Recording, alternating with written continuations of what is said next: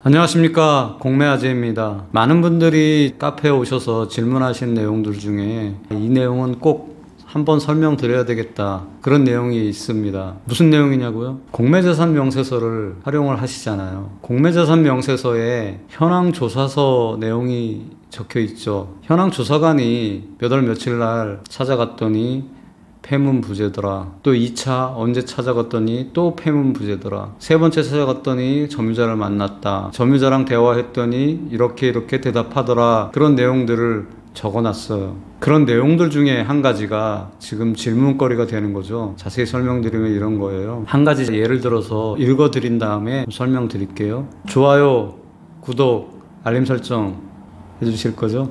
내용을 한번 읽어볼게요. 체납자 이땡땡은 가족이며 별도의 임대차 계약 관계없이 자가로 이용하고 있다고 구두 진술함. 본건의 점유 관계 및 임대차 내역은 전입세대 열람 내역과 점유자의 구두 진술 사항을 입력하였으며 구두 진술 내용의 지인위 여부까지 확정하여 정할 수는 없는 바, 정확한 점유 관계 및 임대차 내역에 대해서는 입찰자의 책임하에 사전 재확인 후 입찰 요함. 물건을 하나 찾아서 적혀있는 내용 그대로를 읽었어요. 모든 공매재산 명세서 현황조사서가 동일한 문구는 아니지만 지금 읽어드린 이러한 뉘앙스가 포함되어 있는 현황조사 내역이 많이 보이죠. 현황조사관 입장에서 볼 때 찾아가서 문을 두드려서 점유자를 만났는데 질문을 던졌더니 이렇게 구두 진술을 하더라. 진술 내역을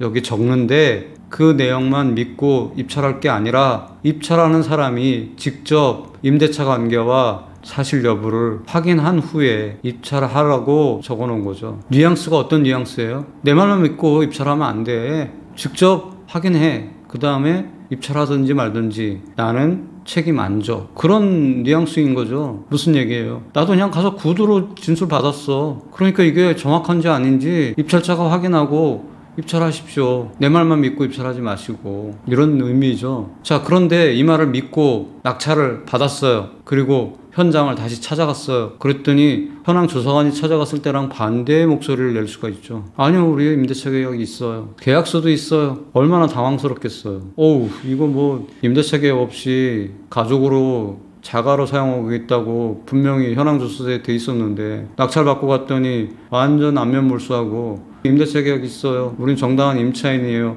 라고 얘기가 나온다면 낙찰자는 정말 하늘이 무너져 내리는 것 같을 거예요. 나중에 고수가 되면 이런 거 해결할 수 있어요. 있는데 지금은 초보자들을 위해서 이 영상을 찍는 거잖아요. 초보자들은 해결 못해요. 해결 못하면 어떻게 됩니까? 잔금 못 내죠. 잔금 못 내면 어떻게 해야 돼요? 보증금 몰수당하죠. 많은 분들을 봤어요. 보증금이 1, 2천만 원이 돼도 포기하는 분들 많아요. 아, 이거 뭐 몇백만 원, 그런 사람들은 진짜 약과예요. 2, 3천만 원 되는 보증금도 포기하는 사람들도 많죠. 그러니까 1년에 보증금 몰수당하는 금액이 경매만 800억이라고 하잖아요.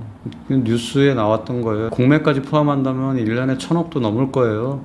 그런 사람들이 보증금을 다 몰수당하는 거죠. 여기서 핵심 질문은 이런 거였어요. 그 현황조사서 내용을 믿고 낙찰 받았을 때 현황조사서 내역과 다른 이야기가 나오면 보증금 몰수당하지 않고 공매 취하할 수 있는지, 이게 질문거리죠. 저의 답은 이런 겁니다. 취하한다는 건 불가능에 가깝다. 사람이 하는 일이니까 불가능이다 라고만 할 수는 없어요. 어쨌든 캠코 직원도 사람이니까 무조건 안 된다고 할 수는 없겠죠. 그렇지만 법을 다루는 이야기고 절차를 다루는 이야기잖아요. 예외를 둔다는 거는 또 다른 예외를 낳게 되고, 그러면 법률적으로 진행되는 공매 매각이 흔들릴 수 있잖아요, 절차가. 그러니까 거의 불가능에 가까워요. 무슨 얘기냐? 현황조사관 말만 믿고 하지 말고 본인이 직접 확인하고 입찰하시오 라고 그런 뉘앙스로 적었잖아요. 그럼에도 불구하고 이거 믿고 투자했다는 거는 투자한 사람의 잘못이라는 거죠. 그러면 어떻게? 너무 어렵잖아요, 공매가. 이렇게 이야기하시는 분들이 있어요.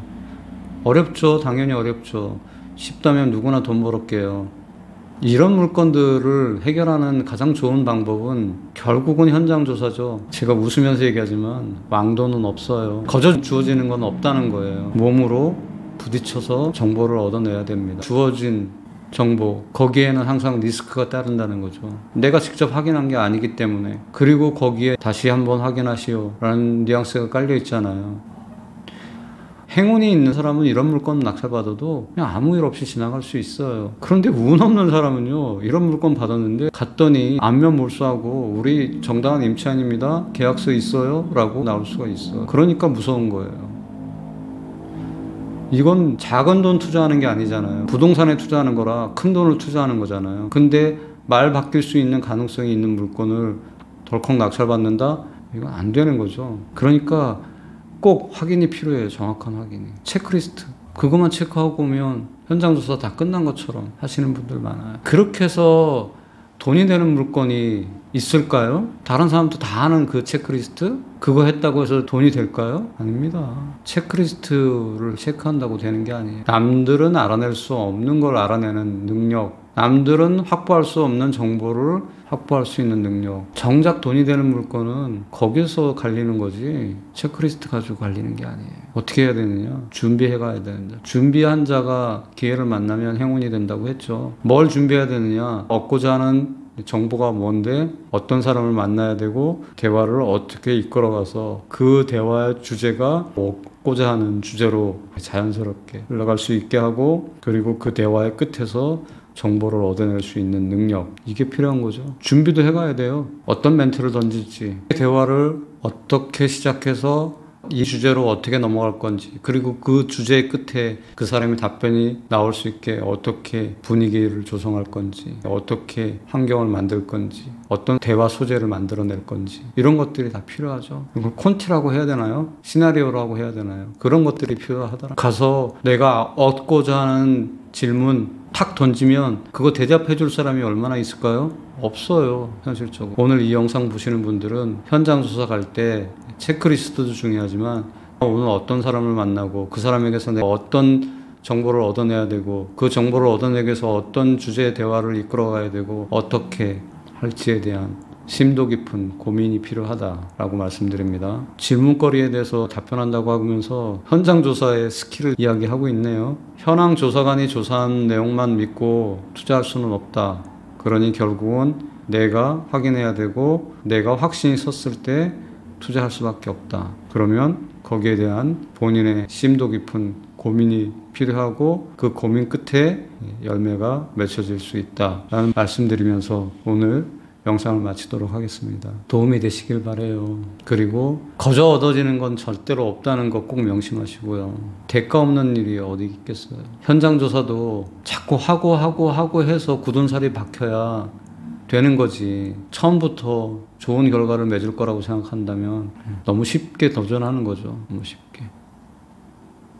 해내실 수 있어요. 그리고 그 끝에는 좋은 열매가 있고 분명히 그걸 딸 수 있는 그런 날이 올 겁니다. 굳은 살이 박힌다는 얘기는 자꾸 해야 되는 거죠. 자꾸 연습하시고 자꾸 만나보시고 하시면, 공인중개사를 만났을 때 어떻게, 경비실을 방문했을 때는 어떻게, 관리사무소를 방문했을 때는 어떻게, 나름대로의 노하우가 쌓인다. 그게 재산입니다. 좋아요, 구독, 알림 설정 제게 큰 힘이 됩니다. 감사합니다.